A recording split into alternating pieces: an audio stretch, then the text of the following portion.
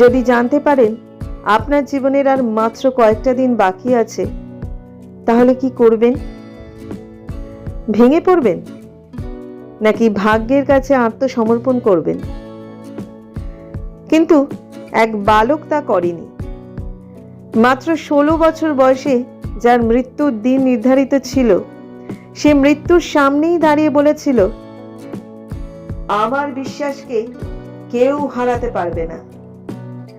আর তারপর যা ঘটেছিল তা আজও কোটি কোটি মানুষকে অনুপ্রাণিত করে। আজ শুনুন মার্কণ্ডেয় ঋষির অবিশ্বাস্য কাহিনী।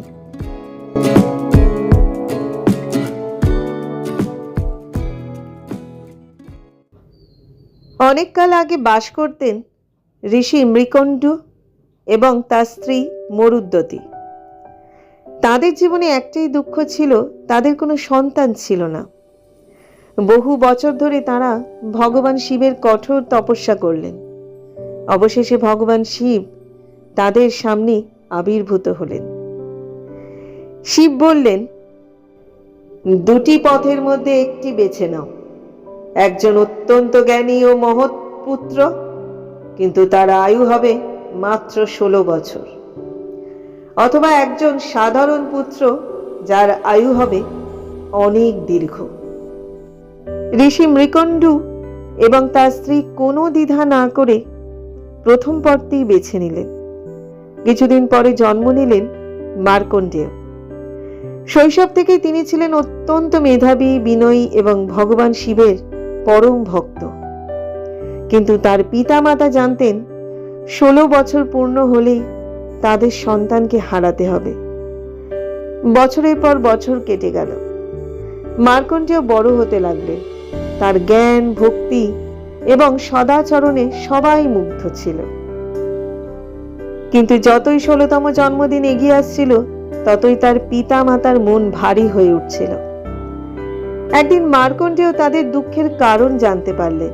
সব শুনে তিনি ভেঙে পড়লেন না, ভয় পেলেন না, বরং আরো গভীর ভক্তি ভরে শিবের উপাসনায় নিজেকে নিবেদন করলেন। অবশেষে সেই দিন এসে গেল। মার্কণ্ডেয়র 16 বছর পূর্ণ হলো। সেই মুহূর্তে মৃত্যুর দেবতা যমরাজ তার প্রাণ নিয়ে যেতে পৃথিবীতে এলেন। কিন্তু মার্কণ্ডেয় তখন মন্দিরে শিবলিঙ্গকে জড়িয়ে বসে মহামৃত্যুঞ্জয় মন্ত্র জপ করছেন। যমরাজ তাকে সতর্ক করলেন, কিন্তু মার্কণ্ডেয় নিজের ভক্তি থেকে এক চুলও সরলেন না। অবশেষে যমরাজ তার পাশ নিক্ষেপ করলেন। তিনি সেই পাশ থেকে মার্কণ্ডেয়কে নয়, শিবলিঙ্গকেও স্পর্শ করল। আর ঠিক তখনই ঘটে গেল অলৌকিক ঘটনা। শিবলিঙ্গ বিদীর্ণ করে স্বয়ং মহাদেব আবির্ভূত হলেন। তার ক্রোধে কেঁপে উঠল 3টি লোক।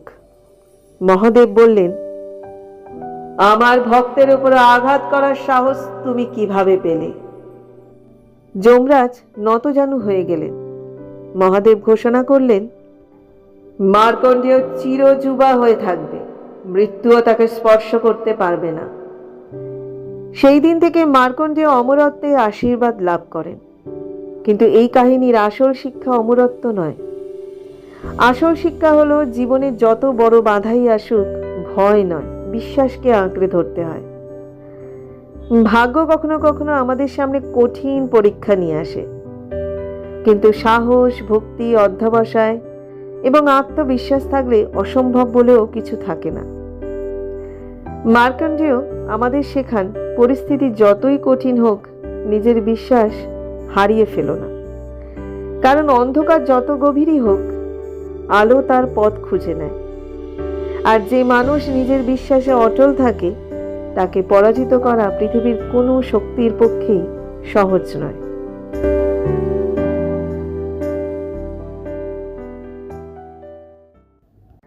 মার্কণ্ডেয় ঋষির এই কাহিনী আমাদের মনে করিয়ে দেয়, ভয় নয়, বিশ্বাসী মানুষের সবচেয়ে বড় শক্তি। গল্পটি ভালো লাগলে ভিডিওটি লাইক করুন, বন্ধুদের সঙ্গে শেয়ার করুন এবং প্রেরণা গল্পকথা চ্যানেলটি সাবস্ক্রাইব করতে ভুলবেন না। আবার দেখা হবে নতুন আরেকটি অনুপ্রেরণামূলক গল্প নিয়ে। নমস্কার।